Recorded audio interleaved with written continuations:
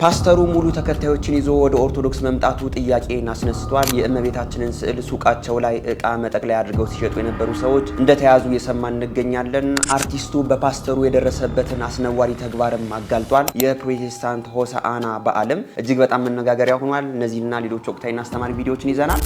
ሰላም እንደምን አላችሁ ውድ ቤተሰቦች? ቸሩ አምላክ እግዚአብሔር የተመሰገነ ይሁን። እኔ እጅግ በጣም ደህና ነኝ። ሁላችሁም እንዳላችሁበት የሰዓት አቆጣጠር እንደምን አላችሁ? ስለ ሁሉም ነገር እንደ ሁሌው እግዚአብሔር ይመስገን ልንል ይገባል። ይህን ቪዲዮ ላይክ አድርጋችሁ ስለምትጀምሩ እጅግ በጣም እናመሰግናለን። ዛሬም ይህ ቪዲዮ 5000 ላይክ እንዲገባ በደንብ ላይክ አድርጉት። ባለፈው ቪዲዮአችን ላይ ሽልማት የሚያስገኘውን ኮሜንት እንድታረጉ ብለን ነበር። በጣም ብዙዎቻችሁ ኮሜንት አድርጋችኋል። ግን ደግሞ የሚሸልመው አንድ ሰው ነው። እጣ የወጣለት አካውንቴ ነው። ባለዚህ አካውንት የ500 ብር ካርድ ተሸላሚ ስለሆንክ ታች በምትመለከተው ቴሌግራም እና ቲክቶክ አካውንቶቻችን ኮንታክት በማድረግ ሽልማትን መውሰድ ትችላለህ። ዛሬም የሚያሸልመው ኮሜንት እግዚአብሔር ይመስገን የሚለው ኮሜንት ይሆናል ማለት ነው። ሁላችሁም ይህንን ኮሜንት አድርጉ። አንድ ሰው መርጠን የ500 ብር ካርድ የምንሞላ ይሆናል። አሁን ያለንበት የሰሞነ ሕማማት ሳምንት ላይ እንደሆነ ይታወቃል። ሁሉም ኦርቶዶክሳዊ በጉጉት ከሚጠብቃቸው ቀናቶች መካከል እነዚህ የሰሞነ ሕማማት ቀናቶች እንግዲህ ዋናዎቹ ናቸው። በዚህ በሰሞነ ሕማማት እኛ ሁላችንም ኦርቶዶክሳውያን የክርስቶስ መከራውን፣ መገረፉን፣ መሰቀሉን፣ ሞቱን እያሰብን በቤተክርስቲያን ተሰብስበን ደስ የሚል መንፈሳዊ ተግባራትን የምንፈጽምባቸው ዕለታት ናቸውና እነዚህ ዕለታት እንዴት እያለፉ ነው? ዛሬም በቪዲዮአችን በዚህ በሰሞነ ሕማማት ምን ማድረግ አለብን የሚሉ ነገሮችን በጣም በሰፊው አብረን የምናይ ይሆናል። ዛሬ ቪዲዮአችንም በዚህ ነው የምንጀምረው። ክርስቶስ ሲያስተምር ብንገኝ እንዴት ነበር የሚሆን? የሱ ቃል እኮ የራሱ የእግዚአብሔር ቃል ነው። በነገራችን እግዚአብሔር ራሱ ሲናገር ማለት ምነው አሁን የሞላው ዓለሙን የሞላው ድምፅ መቅረጫ ቪዲዮ መቅረጫ ምነው በዛ ጊዜ በኖረ ኖሮ ብለዋል አቡነ ሽኖዳ። የጌታን ድምፁን በሰማ ነው ኖሮ። የሱ ድምፅ እኮ ይሰራል። አልዓዛር ውጣ ሲል የሞተው ይወጣል። የሚሰራ ቃል ነው። የራሱ የአምላክ ቃል ነው። ክርስቶስ ሲያስተምር ሰዎች ያሉበትን አያውቁ እና እነዚህ ወታደሮች ቁጭ ብለው ተመስጠው የጌታን ትምህርት ሲሰሙ አሉና ትምህርቱ ሲያልቅ ጌታ ሲያሰናብት ወደ ቤታቸው ሄዱ። ምን ሊያረጉን የመጡት ብያቸዋል? ሊይዙት ነው። ጸሐፍት ፈሪሳውያን ሳያዋቸው ከነሰንሰለታቸው መጡ።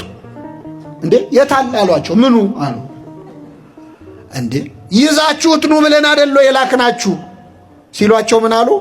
እኛ እንደዚህ ያስተማረ ሰው አይተን አናውቅም፣ እንዲህም ተምረን አናውቅም፣ እንደሱ ያስተማረ የለም አሉ። ይህን ጊዜ አይሁድ በጣም ተበሳጩና ምን አሉ መሰላችሁ? አይ እናንተ የእሱን ትምህርት የወደዳችሁት እኮ የእሱ ትምህርት ጥሩ ሆኖ ሳይሆን እናንተ ስላልተማራችሁ። እስቲ ከተማረ ሰው አንድ ሰው ቁጭ ብሎ የጌታን ትምህርት ሲማር ሰምታችኋል? አንድ ሰው እናንተ እኮ መሐይም ስለሆነ ስላልተማራችሁ። አንድ የተማረ ሰው እንደው እሱ እግር ስር ቁጭ ብሎ የተማረ ሰው አለ አለ የለም? ኒቆዲሞስ። ይገርማችኋል፣ ኒቆዲሞስ እዛ ቆሟል። ይሄ ወሬ ሲወራ እዛ ቆሟል። አንድ የተማረ ሰው አለ ሲሉ እኔ ያለው እንዳይል ፈራ። የተማረውም በስንት ሰዓት ነው ብያቸዋል? በሌሊት ነው። ሚስጥር ሊያወጣው ነው አይደለ? ዝም እንዳይል ደግሞ ከበደው፣ ጨነቀው ኒቆዲሞስ። ከዛ ምን አለ መሰላችሁ? እዚህ ላይ ሐሳብ ልስጣል። እጁን አወጣ። ምንድን ነው የምትለው አሉት። ያስተማረውን ሳንሰማ የተናገረውን ሳናይ እንፈርድ ዘንድ ሕጋችን ይፈቅዳል ያለ። ያስተማረውን ምን አላልን? ወታደሮቹን የሰሙት አይደል? እኛ ሳንሰማ ለምን እንፈርዳለን አላውን ኒቆዲሞስ። ይህን ሲል አንተ አልተማርክም እንዳይሉት የተማረ ሰው። አይሁድ ምን አሉ? እስቲ ሕጉ ምን እንደሚል እንመርምር አሉና ስብሰባው ተበተነ ይላል። ኒቆዲሞስ ስብሰባውን በተነው። አይገርማችሁ? ደፍሮ መመስከር አይችልም፣ ቢያንስ ስብሰባውን በተነው። አሁን የምነግራችሁ አንዳንዴ የምትሰሩበት መስሪያ ቤት ላይ የምትሉበት ቦታ ላይ ሰዎች በሃይማኖት ጉዳይ የማይሆን ነገር አይናገሯችሁ። ከቻላችሁ መልስ ስጡ፣ ካልቻላችሁ ስብሰባውን በትኑት። መበተን ያቀታችኋል? ይሄ እኮ ቢሮ ነው፣ የሥራ ቦታ ነው፣ ምንድን ነው የምትበጠብጠው ማለት አትችሉ እንዴ? አንቀጽ እንትን ላይ እኮ እንዲህ ይላል፣ ሰራተኛ መብት ቁጥር እዝባር ምናምን ላይ ማለት ያቀታችኋል? ኒቆዲሞስ ይሄንን ያደረገው አያችሁ። መምህራችን ቃለ ሕይወትን ያሰማልን። እጅግ በጣም ደስ የሚል ትምህርትን ያስተማሩ። ወደ ቀጣይ ቪዲዮአችን ደግሞ ስንሄድ እሁድ ዕለት እኛ የሆሳና በዓልን እንዳከበርን ይታወቃል። እኛን አይተው ደግሞ የፕሮቴስታንት አማኞች በዚህ መልኩ የሆሳና በዓልን ማክበራቸው በጣም መነጋገሪያ ሆነው ነበር። እስቲ ቪዲዮን አንዴ አሳይቻችሁ ልመለስ። ሆሳና ሆሳና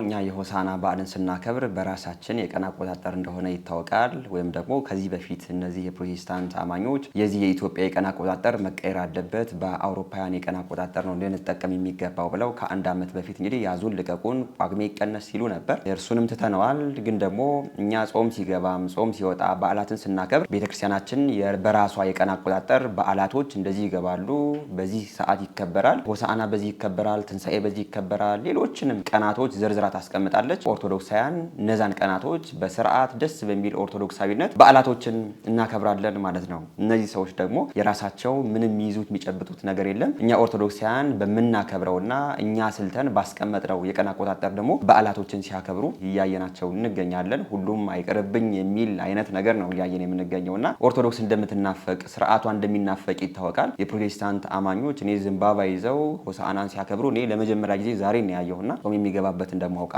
ብትጾሙ መልካም ነው እንላለን። የትንሣኤ በዓልን አሁን ያከብራሉ። ቤተክርስቲያናችን በራሷ የቀን አቆጣጠር የትንሣኤ በዓልን አስቀምጣለች። እነርሱም ደግሞ የትንሣኤ በዓል ነው ብለው ደግሞ ከኛ በላይ በዓሉን ሲያከብሩት እናያለንና ጾማንስ ለምንድን ነው የምትዘሏት? በዓሏን ብቻ ነው ወይ የምትቀበሉት ብለን ለእነዚህ ሰዎች ጥያቄ እናቀርባለን። በጣም ገርሞኛል ይህን ቪዲዮ ሳይ። እናንተ በዚህ ቪዲዮ ላይ ያላችሁን አስተያየት ኮሜንት አድርጉ። ይቀጥላል ቪዲዮአችን። በሰሙነ ሕማማት ባዶ እግራችንን መሄድ ግዴታ ነው? ለምንድን ነው ይህንንና መሰል ድርጊቶችን የምናደርገው? በአጠቃላይስ በሰሙነ ሕማማት የሚደረጉትና የማይደረጉት ነገሮች ምንድን ናቸው? በመጀመሪያ በሰሙነ ሕማማት ባዶ እግራችንን መሄድ በቤተ ክርስቲያን ስርዓት ይፋ ተደርጎ የተደነገገ ነገር ሳይሆን በትውፊት የመጣ ድርጊት ነው። ይህም ትውፊት የመጣበት ምክንያት ታዲያ ምዕመናን ከጾምና ስግደቱ ባሻገር ባዶ እግራቸውን ሲሄዱ በመሬቱ ግለት፣ በእሾሁ ውጋት፣ በጠጠሩ መቆርቆር እንዲሁም በሌሎች ምክንያት በሚሰማቸው ህመም ውስጥ የክርስቶስን ህማም ለማሰብ ነው። ስለዚህ እናንተም ሌላ ከቤተ ክርስቲያን ንግግር የማይጣረስ ግን የክርስቶስን ህማም ሊያሳስባችሁ የሚችል ነገር ከዚህ ላይም ጨምራችሁ ማድረግ ትችላላችሁ። ምክንያቱም ዋና ዓላማ የክርስቶስን ህማም ከልባችን አስተውለው ነው ፊል አድርገ ነው እንድናሳልፍ ስለሚፈለግ ነው። የስግደቱ ዋና ዓላማው እሱ ስለሆነ ማለት ነው። ታዲያ ይህ በእንዲህ እንዳለ በሰሙነ ሕማማት በአጠቃላይ የማይደረጉት ነገሮች ምንድናቸው ወደሚለው ስመጣላችሁ፣ አንደኛ ሰላም ሲባባሉ መተቃቀፍ ወይም መሳሳም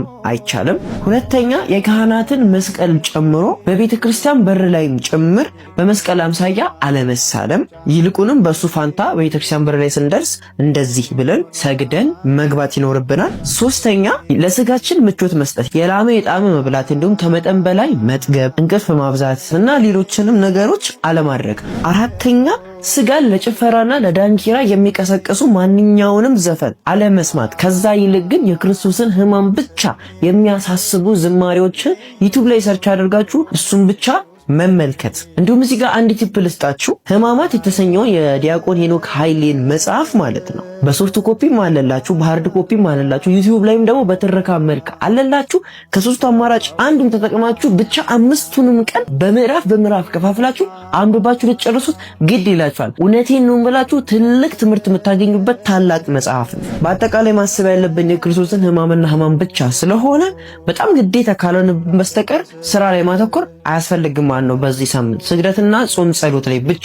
ሌላ በቻላችሁ መጠን ነፍሳችሁን ለንስሐ ለይቅርታ አዘጋጅታችሁ የምትሰግዱትን ስግደት ለንስሐ እንዲሆንላችሁ እየጸለያችሁ ብትሰግዱ ደግሞ ይመረጣል ማለት ነው። ሌላ ያላነሳሁት ካለ መምህራን ወይም ሌሎች ወንድሞች ኮመንት ላይ ማስቀመጥ ትችላላችሁ። ተረፈ አመሰግናለሁ። ወንድማችን እጅግ በጣም እናመሰግናለን። በዚህ በሰሞነ ሕማማት ምን ማድረግ አለብን ምን ማድረግ የለብንም የሚለውን ነገር በጣም ደስ በሚል ሁኔታ ነግሮናል። ሁላችንም ማወቅ ያለብን ነገር ከመቼውም ጊዜ በላይ ህሊናችንን ሰብሰብ አድርገን ደስ በሚል መንፈሳዊ ተግባራት የሰሞነ ሕማማትን ልናሳልፍ ይገባል ማለት ነው። የክርስቶስን ሕማሙን፣ ግርፋቱን፣ ስቅለቱን፣ ሞቱን እያሰብን በቤተክርስቲያን በመገኘት በመስገድ ጸሎት በማድረግና ወንድማችን እንደነገረን እንዲህ አይነት የክርስቶስን ሕማሙን የሚያነሱ መጻሕፍትን በማንበብ እነዚህ ቀናቶችን በጣም ሁላችንም በስርዓት ከመቼውም ጊዜ በላይ ልናሳልፋቸው ይገባል ማለት ነው። ሰሞነ ሕማማቱ እንዴት እያለፈ ነው? በምን መልኩስ እያስኬዳችሁት ነው? እስኪ እናንተ ኮሜንት አድርጉ። ወንድማችን እጅግ በጣም እናመሰግናለን። ወደ ቀጣይ ቪዲዮአችን ደግሞ ስንሄድ እስኪን ቪዲዮ ተመልክተነው እንመለስ። ደባል እያመለክ ስተካከል ውልም ከኢየሱስ ውጭ እኔ አምላክ አላውቅም። ከሞተልኝ ሌላ ክብር የሚቀርብለት በአንድ ቃል ልግለጠው ሌላ ሁሉ ጣዖት። የመጣው ብቻውን የምን 44 ነው። እግዚአብሔር ልቦና ይስጠው። እኔ ለእናንተ ማሰማት ስላልፈለኩ ነው እንጂ ብዙ ነገር ነው በአመክንዮ የኦርቶዶክስ ተዋሕዶ ቤተክርስቲያን አማኞቿንም ጭምር ለማጥላላት ጥረት ያደረገው። እኔ በጥሱ ብቻ ነው የሚያሳዝነኝ። ብዙ ጊዜ እዚህ መድረክ ላይ ወጥተው ኦርቶዶክስ ቤተክርስቲያን የሚናገሩ ሰዎች አይደለም የሚያሳስቡኝ፣ አሜን የሚሉላችሁ ሰዎች ናቸው። እውነት እቺ ኦርቶዶክስ ተዋሕዶ ቤተክርስቲያን እንግዲህ ከተወለድኩ ጀምሮ በዚህ ቤተክርስቲያን ያለሁት አንድ ቀንም አውደ ምሕረት ላይ አቡነ ተክለ ሃይማኖት አምላክ ናቸው ወይም ደግሞ ድንግል ማርያም አምልኳት ወይም ደግሞ አቡነ ገብረ መንፈስ ቅዱስን አምልኩ የሚባል ትምህርት ሰምተን አናቅም። በአንድ ልደታ ማርያም አምላክ ናት ሲባል አልሰማንም። በሁለት አባ ጉባ ጻድቁ አባት ከዘጠኙ ቅዱሳን አንዱ ማለት ነው። የሚገርማችሁ እነዚህ ዘጠኙ ቅዱሳን ስለ ኢየሱስ ነው የተሰደዱት። ሁለት ባህሪ አናምንም ብለው ከሁለት አካል አንድ አካል ከሁለት አካል አንድ አካል ከሁለት ባህሪ አንድ ባህሪ ብላ የምታምን ንጽሕት ቅድስት ቤተክርስቲያን አለች አፍሪካ ውስጥ ኢትዮጵያ የምትባል ሀገር ውስጥ ብለው ተሰዶ የመጡ ናቸው። ስለ ኢየሱስ ነው ስደታቸው። ለዛ ነው የምናከብራቸው። እና አንድ ቀንም ዘጠኙ ቅዱሳንን አምልኩ የሚባል ትምህርት አልሰማንም። እኔ አሁን የምሰራው በጎ አድራጎት ስራ ነው። የቪዲዮም ጭብጤ ሃይማኖት እንዳልሆነ ታውቃላችሁ። ቲክቶክ ላይ ግን ተነካ እና አንዳንዴ እኮ ምን ችግር አለ? እስቲ ሌላው እናንተ ጋር ያለን ነገር አሳውቁ፣ እኛ ጋር ያለንም ደግሞ እናሳውቅ። ምን አለ በትህትና እንደው ወይም ደግሞ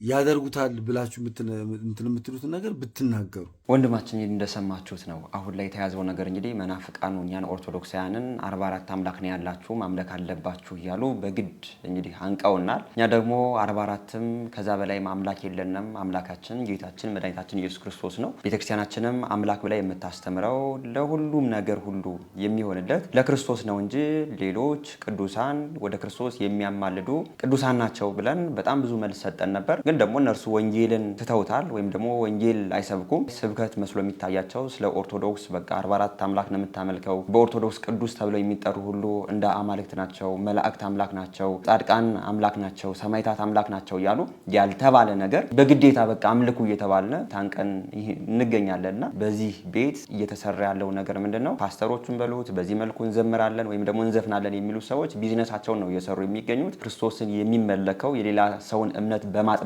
ሳይሆን የራሱን እምነት ወይም ደግሞ ስለ ራሱ እምነት በማስተማር ለክርስቶስ ከሆነ የሚዘምሩት ስለ ክርስቶስ በመዘመር ነው እንጂ በዚህ መልኩ 44 ታቦት በዚህ መልኩ እንደዚህ በማለት እንዳልሆነ ልናውቀው እንግዲህ ይገባናል ማለት ነው። እንግዲህ እነሱ ግን ስህተቱን ያውቁታል። ግን ደግሞ እነርሱ የቢዝነስ ዘርፍ ብለው ስለያዙት ወንጌሉን ትተው እኛን ኦርቶዶክሳንን ግዴታ 44 ታቦት ካላመለካችሁ የእናንተ አማልክት እንደዚህ ናቸው እያሉ በቃ ያላልነውን የማንለውን የማናስተምረውን ነገር አንቀው እንግዲህ በሉ እያሉ ይገኛሉና ይህ ጉዳይ እጅግ በጣም የሚያሳዝን ነገር ነው። ወንጌሉ ተጥሏል በእነርሱ ቤት። ወንጌል አሁን የሆነችው ስለ ኦርቶዶክስ መፈትፈት፣ ኦርቶዶክስን መሳደብ፣ ኦርቶዶክስ የማትለውን ነገር ትላለች ብሎ መናገሩ ወንጌል አድርገው ይዘውታል። እግዚአብሔር ልቦና ይስጣቸው ከማለት ውጭ ምንም የምለው ነገር የለንም። እንዲሁም ይህንን ሰሞን አንድ አርቲስትን እያየው ነበር። የኦርቶዶክስ አማኝ ነው፣ ግን ደግሞ አንድ ፓስተር በዚህ መልኩ አስነዋሪ የሆነን ስራን እንዲሰራ እንደጠየቀው እየሰማን ነበርና በዛ ቤት ነው አስነዋሪ ስራ እየተሰራ ክርስቶስ የማይመለከው እንጂ በእኛ ቤት ፍጹም ክርስቶስ እንደሚመለክ አሁን ላይ በዚህ በሰሞነ ሕማም እንኳን ማየት እኮ እንችላለን። እስኪ አርቲስቱ ምንድን ያለው ቪዲዮን አንዴ ላሳያችሁ። ታዋቂ ፓስተር ነው። የሚገርምሽ ነገር ፓስተር ስለ ፍቅር ህይወቴ ጠየቀኝ። አይ እንደዚህ ነበረኝ እና ተለያየን፣ አመለጣታ ምናምን ነገር። አይ አሁን ሳላስከም አይ አሁን እንኳን ስለ ፍቅር ሁኔታ ማስብበት ሁኔታ አይደለም። ሌላ አይነት ነገር ስሞክረህ ታውቃለህ ምናምን ማለት አልኩት። ቆይ መልሼ ልደውልልህ ዘጋው። ሌላ አይነት ሲል እኔ በቃ ግራ ገባኝ። ከዚህ የተለየ ምን አለከ? አዎና በቃ እንደዚህ ያወራ የሆነ ሰዓት ምን ነገር አለ። እሺ እኔ ወንድ ወዳጅ ነኝ አለ። በስማ እና አንተንም እኔ ወድጄህ ነው በጣም አፍቅሬህ ነው እና ምናምን አለኝ። በኢየሱስ ስም ነው ያልኩት፣ እየሰማኝ ማለት ነው። ምን ሆነ ነው አንተ እንትን አይደለም ምናምን ነገር አልኩት። ፓስተር አይደለም ወይ? አዎ እና ወድጄ አይደለም ግን ይሳካል። ስቴጅ ላይ እንዴ ቪዲዮዎቹን ባሳይሽ በግል ላሳይሽ ይችላል። ቪዲዮዎቹን ባሳይሽ አታምኚም። እባክህ በቃ ሚስጥሬን ጠብቅልኝ፣ ሚስጥሬን ጠብቅልኝ በጌታ ምናምን አለኝ። ኧረ በጌታ አትበል። እንዲህ አይነት አስነዋሪ ተግባር እንግዲህ እየፈጸሙ የሚገኙት እነማን እንደሆኑ በዚህ መልኩ ወንድማችን እየተናገረ ይገኛል። ይህ ወንድማችን የምታውቁት ከሆነ አርቲስት ነው። እንግዲህ አንድ ፓስተር ምን እንዳደረገው ወይም ደግሞ ምን እንደጠየቀው ነው እየተናገረ የሚገኘውና ያንን ፓስተር አሁን ላይ በእንዲህ አይነት ስራ እንደሚገኝ ፓስተርም እንደሆነ እንደሚሰብክ እንደሚያስተምር ነው እየተናገረ የሚገኘውና በጣም ብዙ ቪዲዮዎችን አይተናል በዚህ ጉዳይ። በዚህ በፓስተርነት ሙያ በነብይነት ሙያ እናያለን ብለው ህጻናትን እስከ መድፈር ወንድ ህጻናትን እንኳን እስከ መድፈር ድረስ የደረሱ ሰዎች እንዳሉ አይተናል። አሁን ደግሞ ይሄው እያየን እንገኛለን። እነዚህ ሰዎች ናቸው እንግዲህ በኦርቶዶክስ ቤት ክርስቶስ አይመለክም እኛንን ክርስቶስን እናመልከዋለን ብለው በእኛ 44 ታቦት ነው የምታመልኩት እንደዚህ ነው የምታደርጉት እያሉ ሲቀልዱ እያየናቸው የምንገኘው። በየትኛው ቤት ግን እውነተኛው ክርስቶስ እንደሚመለክ አሁን ላይ በገሃድ ወጦም እያየነው እንገኛለን። እንግዲህ ወንጌል እንኳን ወንድ ለወንድ እንኳን ሴት ለሴት ነውና አንድ ወንድ አንድ ሚስት እንዲኖረው አንዲት ሴት ደግሞ አንድ ባል እንዲኖራት ብቻ ነው የሚያዘው። እንግዲህ እነዚህ ሰዎች ምን አይነት ወንጌል እንደሚያነቡ የትኛውን ወንጌል እንደሚያስተምሩ የትኛውን ክርስቶስ እንደሚከተሉ አይታወቅም። በዚህ መልኩ ግን በቃ እነርሱ የሚከተላቸውን ሰው በእንዲህ አይነት አስነዋሪ ስራ እንደተበተቡት ግን እያየነው እንገኛለን። እግዚአብሔር ልቦና ይስጣቸው ከማለት ውጭ ምንም የምንለው ነገር የለንም። ያያችሁት ነው። ማንም አይደለም እየመሰከረ የሚገኘው የደረሰበት ወንድማችን ነው በዚህ መልኩ እንግዲህ እየተናገረ የሚገኘው። ይህንንም አስመልክቶ በጣም ብዙ በፕሮቴስታንት ያሉ እህቶችም ተመረው እየወጡ እንደሆነ አንዳንድ ቪዲዮዎችን እያየን እንገኛለን። እስኪ አንድ ቪዲዮ ላሳያችሁ። ክጇለሁ ከዚህ በኋላ አልከተለውም። ክጇለሁ የሚያስጭካኔን ውስጥ የሚከት የሰው ልጅ ደም የሚያፈስ መራራ የሰው ልጅ ሲራብ ሲቸገር ትንሽ እንኳን እንዲራራ የማያደርግ ንፉግነትን የሚያስተምር ርህራሄን የሚያጠፋ ከውስጥ ዝርፊያ፣ ሌብነት ይህንን እዚህ ውስጥ ያየሁት የተማርኩት። ጥላቻን አንዱ ቤተ እምነት በሌላኛው ቤተ እምነት ላይ እንደዚህ ነክሶ ጥላቻን ያየሁት። ስለዚህ የተማርኩት ነገር ይህንን ነው ከናንተ ከዝርፊያ፣ ጥላቻ፣ ውንብድና፣ በክርስቶስ ኢየሱስ ስም ችርቻሮ፣ ሱቅ ዓለማዊ አይታወቅ መጽሐፍ ቅዱሳዊ የሆነ አይታወቅ ተደበላልቆባችሁ። ስለዚህ ክጄ ወጥቻለሁ ነው እንጂ ያልኩት ለወጣ ነው መንገድ ላይ ነኝ አይደለም ያልኩት። ክጄ ወጥቻለሁ። ከዚህ በኋላ እንደፈለጉትም አይደለም እስከዛሬ ድረስ ካየነው የባሰ ሌላ ጉድ ራሱ ገና መድረኩ ላይ ወንድና ወንድ ለእግዚአብሔር ክብር ተብሎ ወንድና ወንድ ሴክስ ማድረጋቸው አይቀርም፣ ፊት ለፊት እየተቀረጸ በካሜራ። ይሄን ደግሞ ይመጣል ይሄ ቀን። ስለዚህ ጥዬ ወጥቻለሁ። ሲፈልግ ቢደሰቱ፣ ሲፈልጉ ቢያጨበጭቡ፣ ሲፈልጉ ቢዘሉ አያገባኝም። ከዚህ በኋላ ምንም ያገባኝ ነገር የለም። ውስጥ ስላለው እኮ ነው እስከዛሬ የምናደርግ። ከዚህ በኋላ ዳር ላይ እንደተቀምጠው እንደሚያላግጡት አሁን ኒኒኒኒ ናናናና ብሎ የሚደንሰው አይደል? እንደሱ እየደነስኩባቸው ዳር ላይ ቁጭ ብዬ አላግጥባችኋለሁኝ። የቀረውን ጉዳችሁን ደግሞ ቀስ እያልኩ እገልጣለሁ። እስከዛሬ ድረስ ሴታችን እንግዲህ የፕሮቴስታንት አማኝ ናት። አሁን እየተደረገ ባለው አስነዋሪ ተግባር እንግዲህ በጣም መሯት። ከዚህ በኋላ ወደዚህ አልመለስም፣ በቃ ትቼው ወጥቻለሁ ብላ ነው እንግዲህ መልእክት እያስተላለፈች የምትገኘውና አሁንም ቢሆን በዛኛው ቤት የተደረገ ያለው ነገር ይህንን ይመስላል። በጣም ብዙ ሰዎች ደግሞ ሃይማኖታቸውን ቀይረው ወደ ኦርቶዶክስም እየመጡ እንደሆነ የሚያሳይ ነገሮችም እያየን እንገኛለን። እንዲሁም ይህንን ሰሞን አንድ ፓስተር ከሙሉ ተከታዮች ጋር ወደ ኦርቶዶክስ ተዋሕዶ ቤተክርስቲያን ተጠምቋል። ቪዲዮን አንዴ እሱንም ላስመልክታችሁ። ፓስተሩ ከነ ተከታዮቻቸው ወደ እናት ቅድስት ቤተክርስቲያን ተመለሱ። ይህ እጅግ በጣም የሚያስደስት ዜና ነው። በጀሞ ደብረ ብርሃን አቡነ ተክለ ሃይማኖት ቤተክርስቲያን ከ75 በላይ አዳዲስ አማንያን ተጠምቀዋል። እንግዲህ ይህ በሸገር ሀገረ ስብከት የሚገኝ ቤተክርስቲያን ነው ማለት ነው። እንግዲህ የፕሮቴስታንት እምነት ተከታይ የነበሩት ፓስተር ከነ ተከታዮቻቸው የጥምቀት ሀብት በማግኘት ወደ ኦርቶዶክስ ተዋሕዶ ቤተክርስቲያን ተቀላቅለዋል ማለት ነው። እንግዲህ ይህ የጥምቀት ስነ ስርዓት ሲፈጸም የሀገረ ስብከቱ ሊቀ ጳጳስ የሆኑት ብፁዕ አቡነ ሳይሮስ በተገኙበት ተካሂዷል። በጣም እጅግ የሚያስደስት ነው። እግዚአብሔር አምላክ በቤቱ እስከ ፍጻሜው ያጽናችሁ በማለት መርቋቸው። እንደሰማችሁት ነው ወንድማችን እንግዲህ በዚህ መልኩ ፓስተሩ እስከ ተከታዮቹ ወደ ኦርቶዶክስ ተዋሕዶ ቤተክርስቲያን መመለሱ እጅግ በጣም መነጋገሪያ ሆኗል ማለት ነው። እንዲህ አይነት ሰዎች ደግሞ ክርስቶስን በዛም ቤት ሆነው ሲፈልጉ ስለነበር እንግዲህ ክርስቶስ እውነተኛ መንገዴ ይህ ነው ብሎ ወደ ኦርቶዶክስ ተዋሕዶ ቤተክርስቲያን እና እርሱ በስርዓት ወደሚመለክበት ቦታ እንደመራቸው የሚያሳይ ነው ማለት ነው። ክርስቶስን በእውነተኝነት የሚፈልግ ሰው በእውነተኝነት ክርስቶስን እንደሚያገኝ ያስመሰከሩ ወንድሞቻችን ናቸው። በአንድ ሰው መመለስ በሰማይ መላእክት ደስ ይላቸዋል እንደተባለ ሁሉ ከሐሰተኛው መንገድ ወደ እውነተኛው መንገድ ሲመጡ እኛም ኦርቶዶክሳውያን ሁላችንም ደስ ይለናል። የነዚህ የወንድሞቻችን መጨረሻ እግዚአብሔር ያሳምርላቸው። ስለ ሁሉም ነገር እግዚአብሔር ይመስገን። እንዲያውም ዛሬ ኮሜንታችን የሚያሸልመው ነገር ስለ ሁሉም ነገር እግዚአብሔር ይመስገን የሚለው ኮሜንት ነውና ሁላችሁም እንኳን ደህና መጣችሁ፣ ስለ ሁሉም ነገር እግዚአብሔር ይመስገን እያላችሁ ኮሜንት አድርጉ። በጣም ብዙ ሰው ግን በዚህ መልኩ እየተመረረ ወደ እውነተኛው መንገድ ወደ ኦርቶዶክስ ተዋሕዶ ቤተክርስቲያን ክርስቶስ በእውነተኝነት ወደሚመለክበት ቤት ግን እየተመለሰ እንደሆነ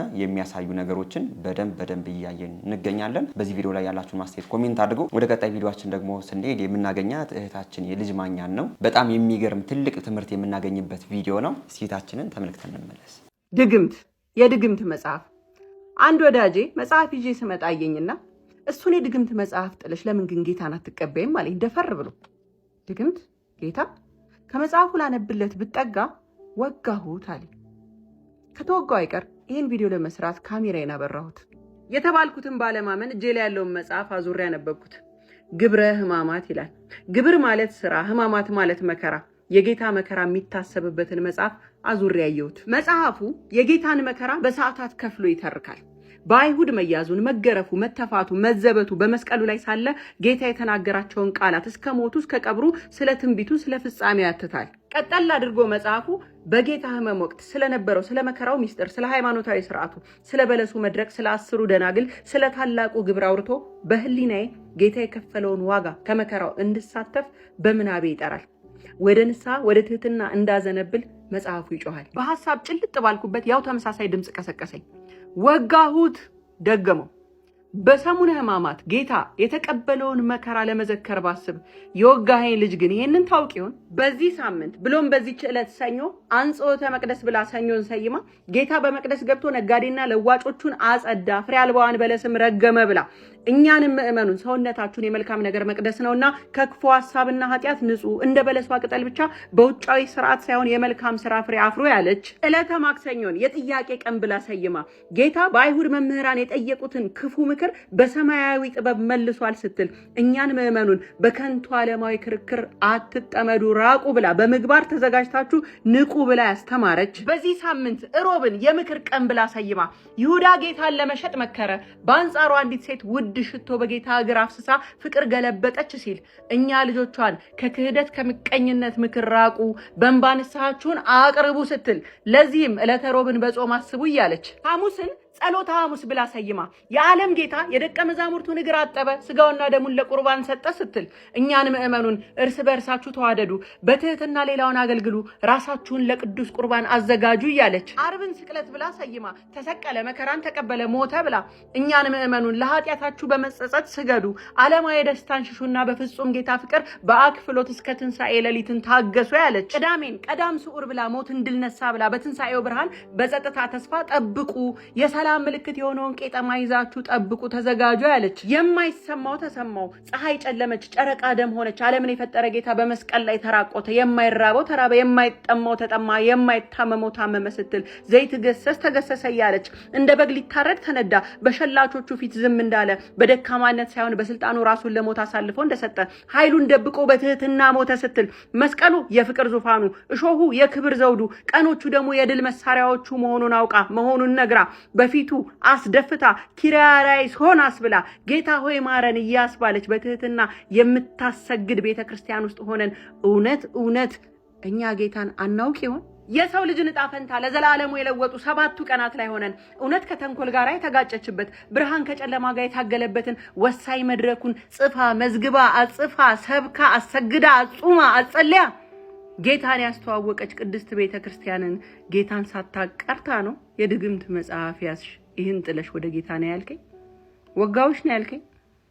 እንደውም እኔ ወጋው አይገርም ወጋው። እህታችን እንግዲህ በዚህ መልኩ ተወግታ በጣም ትልቅ ትምህርትን ያስተማረች ትገኛለች። የወጋሃት ሰውም እናመሰግናለን። ለምን አንተ ባትወጋት ኖሮ ይህንን ያህል ትልቅ እውቀትን አታስጨብጠንም ነበር። በዚህ በሰሞነ ሕማም የሚነበበው መጽሐፍ እንግዲህ ግብረ ሕማም ይባላል። በዚህ በግብረ ሕማም የክርስቶስ ሕማሙን የሚያትቱ ክፍሎች ሁሉ በአንድ ላይ ተጠራቅመው የሚገኝበት የመጽሐፍ ክፍል ነው ማለት ነው። መጽሐፉ በጣም ትልቅ ነው። የራሱ በቀናት የተከፋፈሉ ክፍሎች አሉት። የሰኞ ንባቡ ሌላ ነው፣ የማክሰኞ ንባቡ ሌላ ነው፣ የረቡዕ፣ የሐሙስ፣ የዓርብ እስከ ትንሣኤ ድረስ ይህ ግብረ ሕማም ተከፋፍሎ እንግዲህ የክርስቶስን መከራውን፣ ሕማሙን፣ ግርፋቱን፣ ስቅለቱን የሚያትት መጽሐፍ ነው ማለት ነው። እንግዲህ እህታችን በጣም እናመሰግናለን። የሰሞነ ሕማማትንም ደስ በሚል በቤተክርስቲያን ውስጥ በመገኘት ይህ መጽሐፍ ሲነበብ ቁጭ ብለን አብረን ልንሰማ ይገባናል። እህታችን ቃለ ሕይወትን ያሰማልን። ወደ ቀጣይ ቪዲዮአችን ደግሞ ስንሄድ ይህንን ሰሞን እጅግ በጣም መነጋገሪያ ከሆነውና ሁላችንንም በጣም ካዘንበት ነገር መካከል አሁን ላይ ፌስታል በመከልከሉ መጽሐፍ ቅዱስ የተቀደደ የእመቤታችን ስዕል እንግዲህ የተቀደደ የእቃ ማሸጊያ ሆኖ እያየነው እንገኛለን። ይህን ማስመልክቶ አንዳንድ ነገሮችን ይህን ሰሞን እየሰማን እንገኛለን። ቪዲዮን አንዴ ያሳያችሁ። መጽሐፍ ቅዱስ በመቅደድ የብስኩት ወይም የተጠበሰ ቆቀር ጠቅልሎ የሚሸጥ ነጋዴ በቁጥጥር ስር ውሏል። ወላይታ ሶዶ ላይ ምንድነው የተፈጠረው? ቦታው ወላይታ ሶዶ ከተማ አራዳ ክፍለ ከተማ ህብረት ቀበሌ ነው። አቶ ሽኩር መሐመድ የተባለ የሻይ ቤት ነጋዴ ቅዱስን መጽሐፍ በመቅደድ ለንግድ መጠቅለያነት ሲጠቀም እጅ ከፍንጅ ተይዟል። ትላንት መጋቢት 23 ቀን ግለሰቡ መጽሐፍ ቅዱስን ለብስኩት መጠቅለያነት ሲጠቀም ህጻናትንም ለዚሁ ድርጊት ያሳተፍ እንደነበረ ተረጋግጧል። ፖሊስ ድርጊቱን የሃይማኖትን መቻቻል ለመናድ የታለመ ሲል ገልጾታል። በአሁኑ ሰዓት የንግድ ሱቁ የታሸገ ሲሆን ግለሰቡ በፖሊስ ቁጥጥር ስር ውለው ምርመራ እየተካሄደባቸው ነው። የከተማዋ ፖሊስ ነዋሪዎች ስሜታዊ ሳይሆኑ መረጃን በመስጠታቸው ምስጋናን አቅርበዋል። የህግ ሂደቱን ደግሞ በጋራ የምናየው ይሆናል። እናንተ በዚህ ጉዳይ ላይ ምን ትላላችሁ? ሀሳባችሁን በኮመንት አጋሩልኝ። በብልሃት እንኖር። እንደሰማችሁት ነው እንግዲህ በጣም የሚያሳዝን ነው። መጽሐፍ ቅዱስ የህይወት መጽሐፍ እንደሆነና እኛም ኦርቶዶክሲያን ደግሞ ከነፍሳችን በላይ እንደምንሳሳለት ይታወቃል። እንግዲህ የሙስሊም አማኞችን በሉት ሃይማኖት የሌላቸው ሰዎች ደግሞ እኛ በዚህ መልኩ የምንሳሳለትን መጽሐፍ ባያምኑበት አመኑበት አንላቸውም፣ ግን ደግሞ ሊያከብሩት ይገባል። እኔ ኦርቶዶክሳዊ ነኝ። ኦርቶዶክሳዊ ሰውን ደግሞ ሙስሊሞቹ በስስት የሚያዩትን የቁርአን መጽሐፋቸውን አላምንበትም፣ ግን ደግሞ እነርሱ ስለሚያምኑበት ከህይወታቸውን በላይ አስበልጠውን የሚመለከቱት እንዲህ አይነት አስነዋሪ ስራን አልሰራበትም። በዚህ መልኩ አብሶ ደግሞ በእኛ በኦርቶዶክሳውያን ላይ እጅግ በጣም መናናቁ በዝቶ እንዲህ አይነት ነውር እየተደረገብን እንግዲህ ይገኛል ማለት ነው። ሁላችንም ኦርቶዶክሳውያን በዚህ ጉዳይ እጅግ በጣም ትልቅ ጥንቃቄ ልናደርግ ይገባናል። ለምን አሁን ላይ ፌስታል ስለተከለከለ በዚህ መልኩ በወረቀት ነው በጣም ብዙ ግብይቶች የተደረጉ የሚገኙትና ለዛም ነው መጽሐፍ ቅዱስን እየቀደዱ እንዲህ አይነት እጅግ በጣም አስነዋሪ ስራን እየሰሩ የሚገኙትና እንዲህ አይነት ሰዎችን ስናገኝ እስከ መጨረሻ ድረስ ሁላችንም ኦርቶዶክሳውያን ልንፋረዳቸው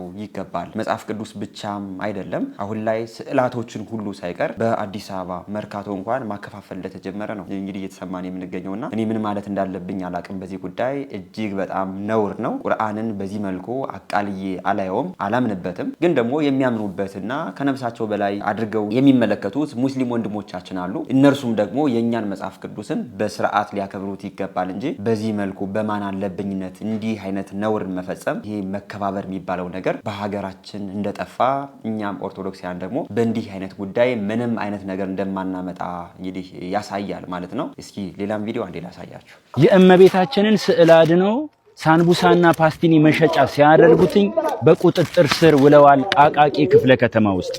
ኦርቶዶክሳውያን ይሄ የጥንቃቄ መልእክት ነው። እማምላክን የሚወዳት እመቤታችንን የሚያፈቅራት ክብሯን በምንም ነገር የማይደራደርበት ኦርቶዶክሳዊ ይህንን ቪዲዮ አብዝቶ ለብዙዎች እንዲያደርስልኝ ይፈልጋል። መጀመሪያ ይህንን የተፈጠረውን አጋጣሚ ስሙት። ፓስቲኒ ሊገዛ ያኩኝ ሲሸጠኝ ያየውና አቃቂ ውስጥ ሻይ ቤት ውስጥ ማላቀው የድሮ ሻይ ቤት ነው። ሰጠኝና 2 ሳምቡሳ ገዛሁት፣ 2 ፓስቲኒ ገዛሁት። በዚህ ጠቅሎ ሲሰጠኝ አንተ አሁን ይሄ የእናንተን የመጽሐፍ እንደዚህ ቀድጄ ብሸጥበት ደስ ይላል ያልኩት እኔ አላቅም አለ እና እንዴ በዚህ ይሸጣል ታዲያ ምን ላድርገው ታዲያ ገዝቼዋለሁ ልጣለው አልጥልም አለ። ከዛ እኔ ዝም ብዬ ወጣውና ለጓደኞቼ ነገር ከዛ ጓደኞቼ ለሄደ በአካል አገኘው ቀምጧቸው ሄደና ኬት አመጣችሁ ማከፋፋዩ ነገርን አለ። ማከፋፋዩ ነገሩት። ከዛ እጅ ከፍንጅ ከነ ወረቀቱ ያዛቸው ለፖሊስ መረጃ ሰጣን። ፖሊሶች መጡ።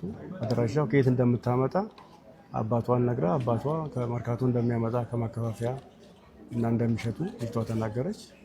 እኔም ለፖሊስ ቃል የሰጠው መጨረሻ አሁን እነሱ ተይዘዋል። ፌስታል ስለተከለከለ ወረቀት ተጀምሮ የለ ያቺ ምክንያት በማድረግ ሪከቨር ማድረግ ጀምሯል። ይሄ ህትመት የሚታተምበት ነው። ቲሸርቱ ላይ ስታምፕ ከተደረገ በኋላ እኛ ኦርቶዶክሳውያን የምናደርገው የነበረው ወይ ለራሱ ላዘዘን ሰውዬ እንሰጠዋለን ወይ ደግሞ እናስቀምጠዋለን፣ በክብር እናስቀምጠዋለን። ግን ይሄኛው ይሄ ብቻ ሳይሆን በጣም በብዛት ነው። በብዛት እንዴ በኪሎ 200 ብር መጋዛው አለ ልጅ። እጅግ ከፍተኛ ጥንቃቄ አድርጉ። ፌስታል በመከልከሉ የተነሳ በጣም ብዙዎች ይሄንን የእመቤታችንና የቅዱሳንን የመስቀሉን ስዕል አድህኖ በዚህ ሰዓት ላይ እንደ ወረቀት ለዳቦ ለተለያዩ ቁሳቁስ እየተጠቀሙት ይገኛሉ። እኛ ደግሞ ኦርቶዶክሳውያን ባለማህተቦች ነን፣ ይገደናል። እኛ ለስዕሉ አንሰግዳለን። ለሻንት ያለንን ክብር ወንድማችን እንደሰማችሁት ነው። በዚህ መልኩ ፌስታል በመከልከሉ ምክንያት እቃ እየተጠቀለለበት የሚገኘው የእመብርሃን ስዕልና መጽሐፍ ቅዱስ ነው። ከመቼውም ጊዜ በላይ ሁላችንም ኦርቶዶክሳውያን በደንብ ጥንቃቄ ልናደርግ ይገባናል። ይህንን መልእክት ያልሰሙ ኦርቶዶክሳውያንም ስለሚኖሩ ሁላችሁም ይህንን መልእክት አስተላልፉ። ወንድማችን በጣም እናመሰግናለን። ወደ ቀጣይ ቪዲዮአችን ደግሞ ስንሄድ አንድ በጣም ደስ የሚል መልእክትን እህቶቻችን ያስተላልፋሉ። እስኪ አንድ ቪዲዮን አይተን እንመለስ። ጸሎት ማድረግ እንደ አንድ ክርስቲያን በቃ ሁሌ አድርጎ ምንባላ ሳናደርግም ማንወጣው በቃ ዴሊ አክቲቪቲያችን ነውና ግን አሁን ጸሎትን እስኪ አክቲቪቲ ስናደርገውና ህይወት ስናደርገው ዲፈረንሱ የሆኑ ባልና ሚስቶች እንዳላስቡት ተባባለንና ባልና ሚስቱ ተጣሉ። ሶ ያ ግጭት ተፈጠረ። ሁለቱም እሷም እሱም ይቅርታል ተባባሉም። ግን ጸሎት one of the daily activities ስለሆነ ሁለቱም ወደ ጸሎታቸው ሄዱ ነው። እና አሁን ጸሎቱ አክቲቪቲ ነው ወይንስ ህይወት ነው? ኢትስ አን አክቲቪቲ። ሳልጸልይ አላድርም ብዬ ቲክ ለማድረግ ጸልያለሁ ለማለት።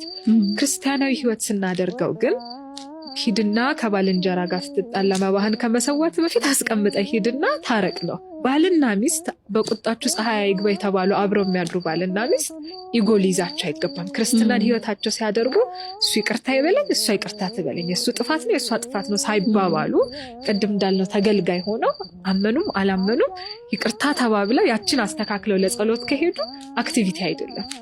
so when it comes to us ግን አደረግን ለማለት ቤተክርስቲያን ስንሄድም ዛሬ ቤተክርስቲያን ሄጃለሁኝ ለማለት ነው እንጂ ቤተክርስቲያን ሄጄ ምን ህይወት ይዤ መጣሁኝ ዛሬ ቅዳሴ ላይ ከተነበበው ነገር ምን ይዤ መጣው ማለት ማየት እንዳለብን።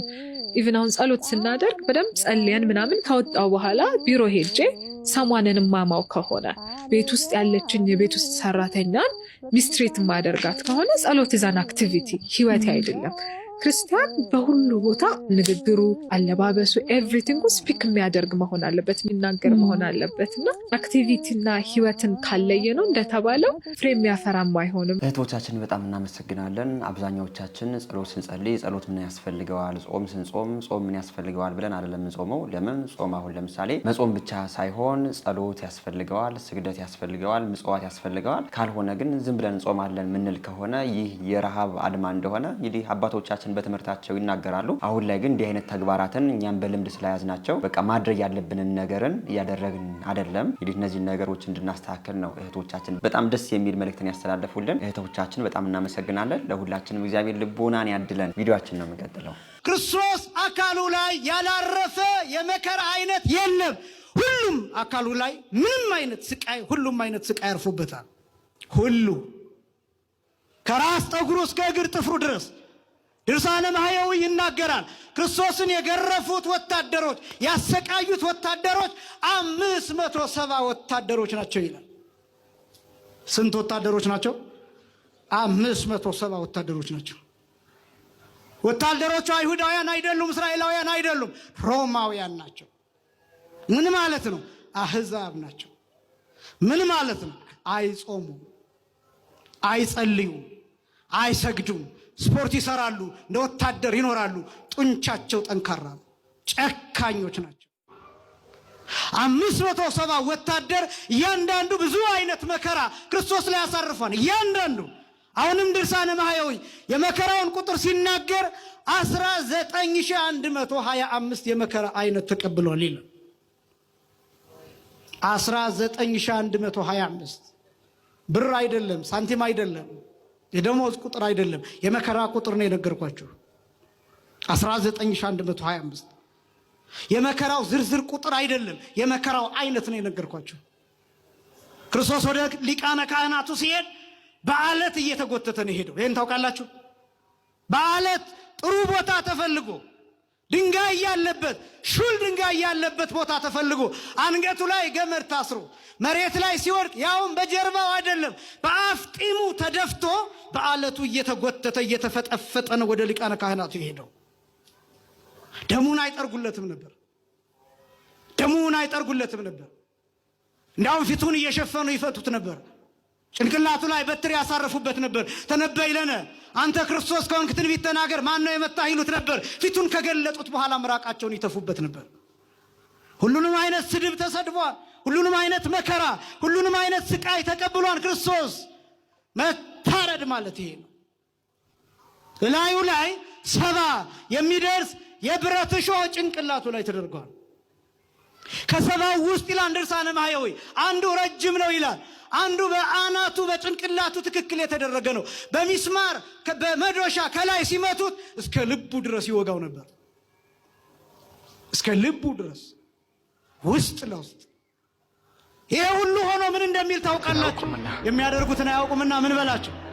አባቱ ይቀበላቸው። መምህራችን ቃለ ሕይወትን ያሰማልን። እንግዲህ በሰሞነ ሕማማት የክርስቶስን ሕማሙን በዚህ መልኩ ነው እያሰብን እንግዲህ ልናሳልፈው የሚገባ። እንግዲህ ሁላችሁም ኦርቶዶክሳውያን የክርስቶስን ሕማሙን፣ ግርፋቱን፣ ሞቱን ሁሉ ነገሩን ለማሰብ በቤተክርስቲያን በመገኘት በስግደት፣ በጾም፣ በጸሎት እነዚህን ቀናቶች ልናሳልፍ ይገባናል ማለት ነው። እነዚህ ቀናቶች ቅድም እንደተናገርኩት ሁላችንም ኦርቶዶክሳውያን በጣም በጉጉት ከምንጠብቃቸው ቀናቶች መካከል ሰሞነ ሕማማት ቀናቶች ዋነኞቹ ናቸው። እነዚህን ቀናቶች ደግሞ ደስ በሚል ኦርቶዶክሳዊ ስርዓት ልናሳልፋቸው ይገባል። መምህራችን ቃለ ሕይወትን ያሰማልን። የዛሬ ቪዲዮዎቻችን እነዚህን ይመስሉ ነበር። ወቅታዊ አስተማሪ እንደነበሩ አልጠራጠርም። በንግግሬ ግን ያጠፋሁት ነገር ካለኝ ኮሜንት አድርጉኝ። በዚህ አስተማሪ ቻናልም ድርጅቶቻችሁን ማስተዋወቅ የምትፈልጉ ሰዎች ታች በምትመለከቱ ስልክ ቁጥር መደወልም ይቻላል። በዋትሳፕም በቴሌግራምም ኮንታክት ማድረግ ትችላላችሁ። ይህ ቪዲዮ ዛሬም 5000 ላይክ እንዲገባ በደንብ ላይክ አድርጉት። ለቻናላችን አዲስ የሆናችሁ ሰዎች እኔ ተመስገን ነኝ። ቻናሉን ሰብስክራይብ በማድረግ ቤተሰብ ሁኑ። እናንተም ቢቀርቡ የምትሏቸውን ቪዲዮዎች ታች በምትመለከቷቸው የቴሌግራምና የቲክቶክ አካውንቶቻችን ልትልኩልን ትችላላችሁ።